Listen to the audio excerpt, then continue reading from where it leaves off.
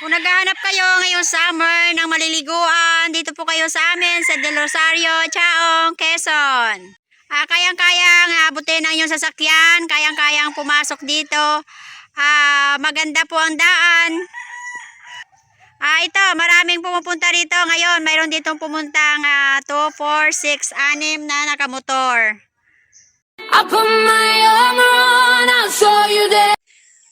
Ito po, siguradong hindi kayo madudulas, napakaganda, kahit po hanggang taas ay mayroon po siyang hagdan-hagdan. Kaya kahit kasama po ninyo mga chikiting ninyo ay hindi po sila madidisgrasya dito. Dito lang sa pagpasok ay maliit lang yung daan, pero kayang-kaya pong dalhin. O kasyang-kasya po yung lahat nyong mga binibitbit na mga pagkain. Pagpasok nyo dito ay talagang ang malingasaw ang kabanguhan ng Sampaguita. Ganda po yung cottage dito. Habang kayo ay kumakain o umiinom ay nakatapa kayo sa tubig. Ito ngayong araw.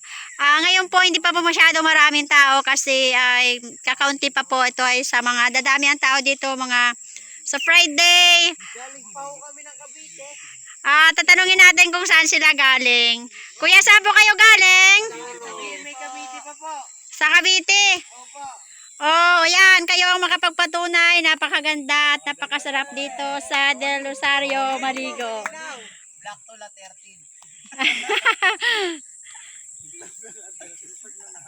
Tingnan naman ninyo, napakalinaw ng tubig. Ano naman masasabi nyo dito, kuya? Ayos na ayaw. Masarap maligo. Malamig lang. Takot ka nga sa tubig eh.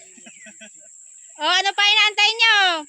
Punta kayo dito kayo dumayo ng paliligo. Talagang napakasarap dito sa Del Rosario, Chaong, Quezon. Kaya saan ka pa? Bomba na. Ari na yung iba, dumating na. Masarap. Masarap dito kasi pag nasa ilog kayo liligo, masarap. Hindi maalat.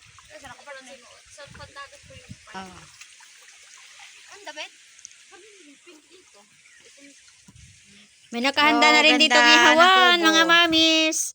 Ready na at handang-handa para sa inyo.